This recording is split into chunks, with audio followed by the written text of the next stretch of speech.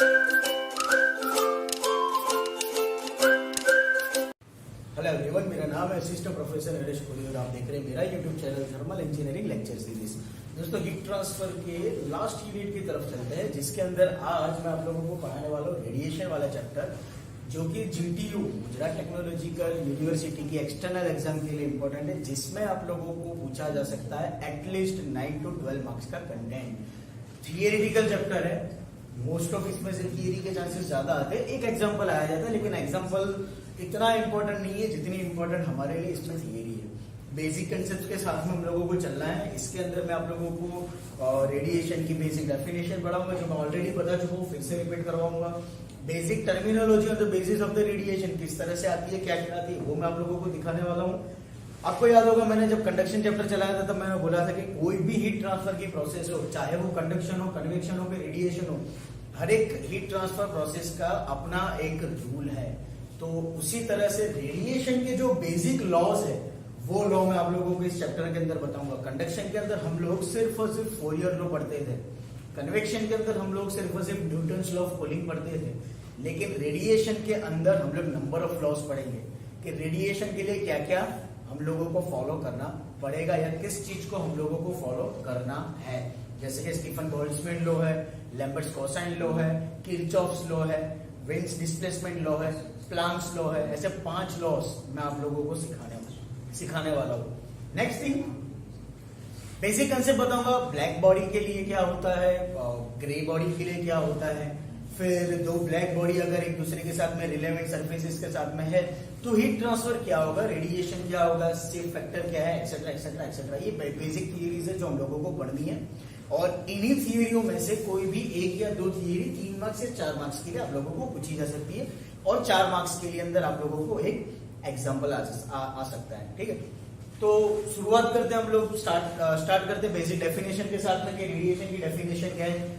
As you know, मैंने कितनी बार बोल दिया है, फिर भी एक बार आप लोगों को रिपीट करवा दो। रेडिएशन की basic definition, it is the mode of heat transfer in which the heat will takes place, और the heat transfer will takes place throughout the all direction into the atmosphere. Radiation heat transfer की ऐसी process है कि जिसके अंदर आप लोगों को कोई भी ना तो डायरेक्शन की जरूरत है, ना किसी मीडियम की जरूरत है, ना किसी सपोर्ट की जरूरत है। कंडक्शन के अंदर ये था कि हम लोग हीट ट्रांसफर करते थे molecule two molecule in one phase, सिर्फ एक ही फेज के अंदर हम लोग हीट ट्रांसफर करते थे बाय मोलिक्यूल टू मोलिक्यूल। ठीक है, कंडक्शन के अंदर सिंगल फेज, जिसको हम लोग बोलते थे मोनो मटीरियल, ठीक है, sorry homogeneous material, homogeneous material के अंदर हम लोग हीट ट्रांसफर करते थे। That was the conduction process, कि जिसके अंदर जैसे कि ये आप लोगों की मेटल की रॉड है, इस मेटल के रॉड को अगर आप यहां से हीट ट्रांसफर कर रहे हो तो after some time this end will also be heated, और the temperature of this end point will also be increased। कैसे? तो यहां से जो हीट ट्रांसफर मोलिक्यूल्स के अंदर हुई, वो molecule two molecule heat transfer through out the body होने वाली है, जिसको हम लोग कंडक्शन बोलते हैं। मतलब the direction into the conduction process is defined, let's say from right to left, just like that in convection process also. यहां पर क्या था, तो आप लोगों ने एक मीडियम दिया था हीट ट्रांसफर करने के लिए, एक्सटर्नल सोर्स से एनर्जी। ठीक है, just like that in convection process. अभी यही आयन की रॉड को आप ठंडे पानी के अंदर मर्ज कर रहे हो, means the temperature of the ion rod is too much high, the temperature of the water is too much low. Definitely अगर टेम्परेचर डिफरेंस आया तो 100% हीट ट्रांसफर होगी। हीट ट्रांसफर किसके बीच में होगी, तो गर्म आयन की रॉड और ठंडे पानी के बीच में होगी। अगेन यहाँ पर आप लोगों को मीडियम की जरूरत पड़ी। मीडियम की जरूरत क्या पड़ी, तो जब तक आपकी गर्म आयन की रॉड ठंडे पानी के कांटेक्ट में नहीं जा रहे तब तक कन्वेक्शन प्रोसेस नहीं हो रहा था। ठीक है, तो ये आप लोगों को मीडियम की जरूरत होगी। डायरेक्शन क्या होगी, डायरेक्शन ये होगी the heat will flow from higher temperature to lower temperature. Definitely तो ये आप लोगों के लिए डायरेक्शन होगी। क्लियर? तो कंडक्शन, कन्वेक्शन और रेडिएशन 3 मार्क्स में सवाल इस तरह से आ सकता है that the compare between conduction, convection, radiation और differentiate between conduction, convection and radiation। तो ये डिफरेंस आप लोग लिख सकते हो सामने। रेडिएशन के लिए अब मैं बताऊं, रेडिएशन के लिए क्या है, बेस्ट एग्जांपल सोलर रेडिएशन को ले लो। क्या किसी डायरेक्शन की जरूरत है? नो। सारे हम लोगों को किसी भी डायरेक्शन से सोलर की रेज मिल सकती है, सनरेज मिल सकती है। सेकेंड एग्जाम्पल, रेडिएशन मतलब क्या, बेस्ट एग्जांपल देता हूं मैं आप लोगों को। सन रेज जब किसी ब्लैक बॉडी के ऊपर गिर रही है या किसी भी गर्म बॉडी और किसी भी बॉडी के ऊपर गिर रही है, समर सीजन की बात करूं कि जब यूवी रेज अर्थ सरफेस के ऊपर मैक्सिमम आते हैं, और ऐसी सीजन कि जब आप लोगों को मैक्सिमम अमाउंट में हीट एनर्जी सोलर में से मिलती है, ठीक है। इस कंडीशन को थोड़ा प्रैक्टिकली सोच के चलना, थोड़ा इमेजिनेशन करके चलना। अगर नहीं करना हो तो दूसरा एक बेस्ट एग्जांपल दे दो। विंटर सीजन के अंदर जो हम लोग बोलते हैं कि लकड़ियां जला करके बीच में जो गुजराती में जिसको बोलते हैं तापड़ी करूं, ठीक है, वो बेस्ट एग्जांपल क्या है कि जब आप लोग अपने हाथ को सेक रहे हो तो ऐसा तो है नहीं कि आग के अंदर हम लोगों ने हाथ डाल दिया, नहीं, उस आग के फायर के सराउंडिंग के सरफेस फायर सरफेस के सराउंडिंग में हम हमारे हाथ को रखते हैं। हम लोगों ने सराउंडिंग में हमारे हाथ को रखा है, फिर भी हम लोगों को गर्मी मिल रही है, फिर भी हम लोगों को हीट एनर्जी मिल रही है। दोज हीट वेव्स, वो जो हीट वेव्स है जिसकी वजह से हमारे हाथ के सरफेस को गर्मी मिल रही है, that is known as the radiation. Those heat waves are known as the radiation. अभी वो हीट वेव्स को आपके हाथ के ऊपर आने के लिए क्या किसी मीडियम की जरूरत थी? नो। क्या उसको किसी डायरेक्शन की जरूरत थी? नो। तो ये सबसे बड़ा डिफरेंस आ गया कि रेडिएशन के अंदर हीट ट्रांसफर करने के लिए ना आपको किसी मीडियम की जरूरत है, आपके हाथ ने आग के साथ में, फायर के साथ में कोई कांटेक्ट नहीं किया था, although your hand was getting in heat energy from the fire। क्यों? क्योंकि रेडिएशन हो रहा है इसीलिए, ठीक है। नेक्स्ट, क्या कोई डायरेक्शन मिल रही थी? ऐसा तो है नहीं कि मान लो यहां पर फायर जल रही है और आपको हीट एनर्जी खाली यहीं पर मिलेगी, आपके पूरे पंजे में मिलेगी, पूरे हाथ को मिलेगी। फायर अगर ज्यादा है तो पूरी बॉडी को भी हीट महसूस होगी, ठीक है। मतलब रेडिएशन आप लोगों का इस तरह से हो गया that there is no contact medium is required, there is no direction is required, the heat will takes place throughout all the direction into the atmosphere और surrounding area, that is known as the radiation process. Clear? तो ये radiation की basic definition होगी। उसी तरह से radiation की basic concept में हम लोग पढ़ते हैं। सबसे पहला है total emissive power. Total emissive power बताओ, उसके पहले मैं बता दूं एमिसिव मतलब क्या। एमिसिव का बेसिक मीनिंग क्या होता है? सॉरी, स्पेलिंग गलत लिख दिया है, सॉरी, मैंने एमिसिव का स्पेलिंग गलत किया था। EMI एमिसिव मतलब क्या? एमिसिव का मतलब ये होता है कि कोई भी बॉडी कितनी सोलर एनर्जी को एब्सॉर्ब कर रहा है या रेडिएट कर रहा है, वो कैपेसिटी मतलब एमिसिव, जिसको बोलते हैं एमिसिविटी, जिसके बेस पर हम लोग डिफाइन करेंगे एमिसिविटी हमारे नेक्स्ट में। तो टोटल एमिसिव पावर मतलब क्या? टोटल एमिसिव, देखो हम लोग जो भी डेफिनेशन डिफाइन करेंगे वो ब्लैक बॉडी के रिस्पेक्ट में करेंगे, तो ब्लैक बॉडी के रिस्पेक्ट में मैं आप लोगों को सारी डेफिनेशन समझाने वाला हूं, ये ध्यान में रखना। Total emissive power can be defined as the total energy radiated on the body per unit time per unit area. The total amount of heat energy radiated on the body per unit time to the per unit area with respect to its corresponding temperature. मैं corresponding temperature बोल रहा हूं, ये ध्यान रखना, corresponding temperature बोल रहा हूं। क्यों? क्योंकि आप लोगों को स्क्रीन के ऊपर जो फॉर्मूला दिख रहा है, this is the radiation law, जो मैं आप लोगों को पढ़ाने वाला हूं, और ये रेडिएशन लॉ है Stefan Boltzmann law. Stefan Boltzmann जो मैं आप लोगों को पढ़ाने वाला हूं, ये उसी के बेस पर टोटल एमिसिव पावर डिफाइन किया। Total emissive power is denoted by capital E. यहां पर हम लोगों ने टोटल एमिसिव पावर लिया ब्लैक बॉडी के रिस्पेक्ट में, सफिक्स में लिखा है मैंने स्मॉल बी, मतलब total emissive power of a black body is defined as the total energy radiated on the body with respect to per unit area to the per unit time with corresponding its temperature. Clear? उसको बोलते हैं total emissive power. उसी के base पर emissivity मतलब क्या है? It can be defined as emissivity is defined denoted by epsilon, small E के तरह, मतलब स्मॉल ई मतलब ये वाला नहीं, एप्सिलॉन मतलब ये स्मॉल ई की तरह जिसको बोल सकते हो आप, मतलब ई को घुमा के लिखना है, 3 का उल्टा। Emissivity can be defined as the ratio of emissive power of any body. यहां पर सफिक्स में मैंने कुछ भी लिखा है, मतलब कोई भी बॉडी रादर देन ब्लैक, आप लोगों को ब्लैक कंसीडर नहीं करना, excluding black. Emissivity can be defined as the ratio of emissive power of any body to the emissive power of a black body. Black body के respect में किसी भी बॉडी की एमिसिव पावर, उसका रेशियो मतलब एमिसिविटी। क्यों ब्लैक बॉडी को, क्यों ब्लैक बॉडी को आइडियल बॉडी गिना जाता है? ब्लैक बॉडी की एमिसिव पावर मैक्सिमम होती है क्योंकि ब्लैक बॉडी मैक्सिमम अमाउंट पे रेडिएशन को एब्जॉर्ब करता है। सामने और कोई भी बॉडी ले लो, ब्लैक बॉडी की कंपेयर में वो इतना एमिसिव नहीं कर पाएगा, रेडिएंट नहीं कर पाएगा सनरेज को या सोलर एनर्जी को। दैट्स व्हाई ब्लैक बॉडी को आइडियल गिना जाता है। क्लियर, ये याद रखना। एमिसिव पावर यहाँ पर ब्लैक बॉडी लेने का मतलब यही है क्योंकि black body is considered as the ideal body for the radiation process, कि जिसमें मैक्सिमम सोलर एनर्जी का रेडिएशन हो सकता है। तो एमिसिविटी की डेफिनेशन हो गई। Next, radiosity. रेडियोसिटी मतलब क्या? It refers to all radiant energy leaving the surface. ऐसी सारी एनर्जी जो आपकी सरफेस को लीव करके जा रही है, आपकी सरफेस से दूर जा रही है, एमिट होने के बाद में या रिफ्लेक्ट होने के बाद में, तो वो सारी value that is known as the radiosity and it is denoted by capital J। It is denoted by capital J। Next, IMP monochromatic emissive power, जिसको बोला जाता है spectral power. Spectral power basically क्या है? Just like that your emissive power. एक थोड़ा सा change, यहाँ पर मैंने बॉडी सरफेस, बॉडी का टर्मिनोलॉजी में यूज किया था।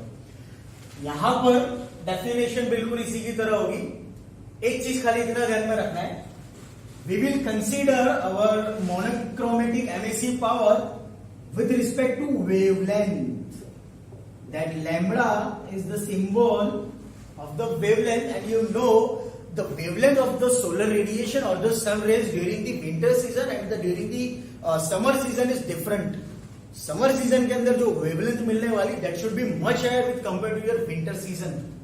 विंटर सीजन में आप लोगों को इतने ज्यादा यूवी रेस नहीं मिलते जितने समर सीजन में आप लोगों को मिलने वाले हैं। सेकेंड थिंग, विंटर सीजन में आप सोलर एनर्जी को इतना एब्जॉर्ब नहीं कर सकते हो, मतलब इलेक्ट्रिसिटी प्रोडक्शन के लिए जितना आप समर के अंदर कर सकते हो, क्योंकि डायरेक्ट सनरेज आप लोगों को समर सीजन में मिलते हैं। सामने विंटर सीजन में आप लोगों को स्कैटर्ड होकर के मिलते हैं। स्कैटर मतलब कि या तो कर्व शेप में आ रहा है या किसी एंगल पर आ रहा है। समर सीजन के अंदर ये होता है कि आप लोगों को डायरेक्टली सनराइज मिलते हैं। इसका बेस्ट एग्जांपल दूं, Dubai, UAE, United Arab Emirates ऐसी कंट्री है कि जहां पर सनरेज आप लोगों को डायरेक्ट मिलते हैं। दिन का टेम्परेचर वहां पर एटलीस्ट 52 टू 55 डिग्री सेल्सियस तक जाता है, जो कि हमारे इंडिया में कभी नहीं होता है। हमारे इंडिया में समर सीजन के अंदर ही हम लोगों को एटलीस्ट 48 डिग्री सेल्सियस टेम्परेचर की वैल्यू मिलती है। लेकिन दुबई, यूनाइटेड अरब एमिरेट्स ऐसा देश है कि जहां पर आप लोगों को all day at least 52 degree Celsius temperature तो मिलेगा मिलेगा ड्यूरिंग द डे टाइम, और नाइट में आप लोगों को वहां पर ठंडक मिलती है, लेकिन इतनी भी ज्यादा नहीं जितनी कि हमारे यहाँ पर है।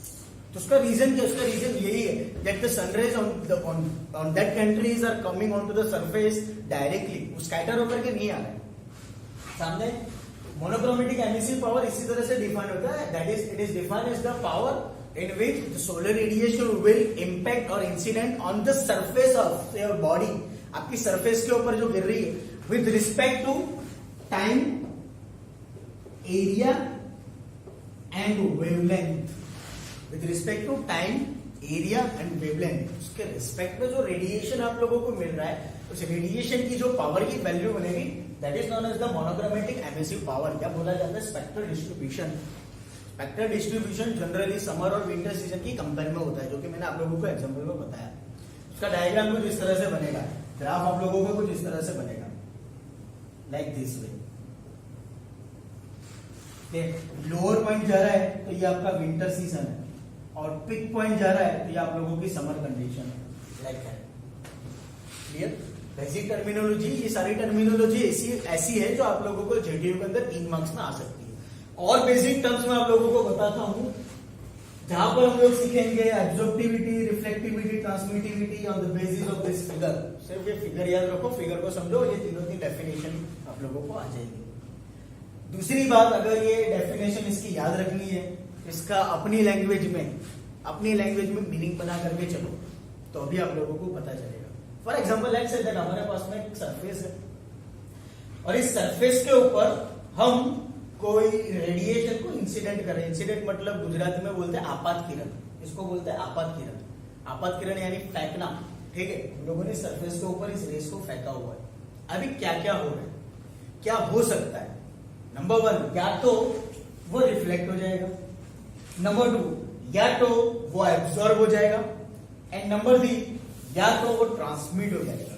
इन तीनों में से कोई भी एक प्रोसेस आप लोगों की हो सकती है on the basis of what body you are using as a surface. आपने किस सरफेस के ऊपर आपकी रेडिएशन की रेस को इंसिडेंट किया है वो उसके ऊपर डिपेंड करता है, जिसके बेस पर हम ये 3 डेफिनेशन पढ़ने वाले हैं, एब्जॉर्प्टिविटी, रिफ्लेक्टिविटी, ट्रांसमिटिविटी। सबसे पहले हम लोग देखते हैं एब्जॉर्प्टिविटी। एब्जॉर्प्टिविटी ये टर्मिनोलॉजी किसके बेस पर आई है? एब्जॉर्प्टिविटी टर्मिनोलॉजी आई है एब्जॉर्प्शन के बेस पर। Absorptivity it is defined on the base of absorption. Absorption का मीनिंग आप लोगों को पता है कि किसी भी चीज को एब्जॉर्ब कर लेना, ठीक है। एब्जॉर्प्शन पे से एब्जॉर्प्टिविटी मतलब क्या है? Whatever the incident radiation or incident rays are forced onto the surface, अगर ये रेस सारे के सारे सरफेस के अंदर एब्जॉर्ब हो जा रहे हैं, कोई भी रेस ना रिफ्लेक्ट हो रहा है ना ट्रांसमिट हो रहा है, तो ऐसे सारे रेस को बोलते हैं एब्जॉर्प्टिविटी, उसकी वैल्यू को बोलते हैं एब्जॉर्प्टिविटी। एंड एब्जॉर्प्टिविटी के बेस पर उसका सिंबल ए मतलब अल्फा, ए एब्जॉर्प्टिविटी के स्पेलिंग की स्टार्टिंग ए और उसका सिंबल बनेगा अल्फा। क्लियर? फिर से एक बार, whatever the rays are incidented onto the surface of the body, अगर वो रेज रिफ्लेक्ट नहीं हो रहे या तो ट्रांसमिट नहीं हो रहे, ठीक है, बॉडी के अंदर ही रह रहे, तो उन सारे रेज को बोलते हैं एब्जॉर्ब रेडिएशन। और ये एब्जॉर्ब रेडिएशन के बेस पर डेफिनेशन बनती है एब्जॉर्प्टिविटी की। फिर से एब्जॉर्प्टिविटी ए से शुरुआत हो रही है तो उसका सिंबल है अल्फा, ए, याद रखने के लिए खाली ट्रिक दे रहा हूं। फिर होती है रिफ्लेक्टिविटी, सॉरी एब्जॉर्प्टिविटी का एग्जांपल ब्लैक बॉडी, सबसे बेस्ट एग्जांपल ब्लैक बॉडी को ले लो। ब्लैक बॉडी ऐसी बॉडी है जो सोलर रेडिएशन को 100% एब्जॉर्ब करता है, ऐसा माना जाता है, ऐसा माना जाता है, लेकिन वो 100% नहीं है। The absorptivity of the black body is 0.9875, around 98% या around 99%. Still there is some loss या रिफ्लेक्शन, रिफ्लेक्शन तो होना ही है, रिफ्लेक्शन तो होना ही है। तो ब्लैक बॉडी की एब्जॉर्प्टिविटी आप लोगों को मैक्सिमम मिलेगी। सामने आप व्हाइट बॉडी की बात करते हैं, व्हाइट बॉडी जो होगी वो सोलर रेडिएशन को टोटली रिफ्लेक्ट कर देगा, और ये जो रिफ्लेक्शन मिल रहा है that is known as the reflectivity. मतलब ऐसे इंसिडेंट रेस जो आपकी सरफेस से रिफ्लेक्ट हो जा रहे, दोज आर नॉट एब्जॉर्ब और ट्रांसमिटेड बाय द सरफेस। ऐसे सारे रेस जिसको बोलते हैं reflected radiation, and on the basis of this R it is denoted by rho. ये याद रखना, R R, reflectivity is denoted by rho. अगर आप व्हाइट बॉडी की बात करो तो white body is the body which has the maximum value of the reflectivity. Reflectivity black body के लिए मैक्सिमम बनेगी, सॉरी व्हाइट बॉडी के लिए मैक्सिमम बनेगी, और अगर ब्लैक बॉडी है तो रिफ्लेक्टिविटी वहां पर हो जाएगी ब्लैक बॉडी के लिए 0, rho B. Reflectivity of a black body is 0 but reflectivity of white body will be consider as 1, जो मैं आप लोगों को मेरे नेक्स्ट लेक्चर में डीप में और समझाऊंगा। Just like the reflectivity, next transmittivity. अभी ये बेसिक चीज तो ऐसी जो आप लोग अपने स्कूल में भी पढ़ चुके हो साइंस सब्जेक्ट के अंदर। ट्रांसमिटिविटी, ट्रांसमिट, रिफ्लेक्टिविटी टर्मिनोलॉजी आया था रिफ्लेक्शन पे से, ठीक है, और ट्रांसमिटिविटी टर्मिनोलॉजी बनी है ट्रांसमिट इस पे से। ट्रांसमिट मतलब जो कि आर पार हो जाए आपके सरफेस में से, जस्ट लाइक कांच, ग्लास। ग्लास में से आप कोई भी रेस को पास आउट करो वो इजीली पास हो जाएंगे दूसरी साइड, दूसरी सरफेस की तरफ, ठीक है। तो ऐसे सारी वैल्यूज या ऐसे सारे इंसिडेंट रेस जो आपकी सरफेस में से पास होकर के दूसरे डायरेक्शन में मिल रहे हैं तो उसको बोलते हैं transmitted radiation. Incident radiation is denoted by capital G, capital G, और उसी के बेस पर absorbed radiation is denoted by GA, reflected radiation is denoted by GR, and transmitted radiation is denoted by GP. Clear? अभी incident radiation definitely आपका 100% है, लेकिन ये 100% में से आप लोगों को 3 पार्ट मिल रहे हैं, ट्रांसमिशन, रिफ्लेक्शन एंड एब्जॉर्प्शन।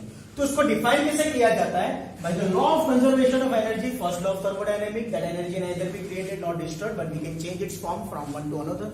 मतलब आपको टोटल एनर्जी उतनी ही मिलेगी जितनी आप लोगों ने ट्रांसफर की है। तो GR, GA, GT, reflection energy, absorption energy and transmission energy, the summation of this all will give you the total energy. अब इस पूरे इक्वेशन को टोटल एनर्जी से डिवाइड कर दो तो आप लोगों को क्या मिलेगा? Reflected energy is divided by the total energy is known as the reflectivity. Absorption energy divided by total energy will give you the absorptivity. Transmitted energy divided by total energy will give you the transmittivity. And this whole is equal to 1. This one is 100%. मतलब कि मान लो यहाँ पे आप लोगों ने 500 raise pass out किए हैं, तो आउटपुट में इन तीनों में आप लोगों को 500 ही मिलेगा। अगर ब्लैक बॉडी है तो एब्जॉर्प्शन आप लोगों को पूरा 500 मिलेगा, ठीक है, सामने रिफ्लेक्शन और ट्रांसमिशन 0। अगर व्हाइट बॉडी है तो एब्जॉर्प्शन 0 मिलेगा, ट्रांसमिशन 0 मिलेगा, लेकिन रिफ्लेक्शन आपको 500 मिलेगा और transmittivity depend on the body. Clear? तो ये बेसिक फंडा था रेडिएशन का। इसके अंदर से आप लोगों को 3 मार्क्स में 3 डेफिनेशन पूछी जा सकती है। आई होप दोस्तों कि आप लोगों को समझ में आया होगा। अगर कोई क्वेश्चन हो तो मुझसे जरूर पूछिएगा। Thank you so much.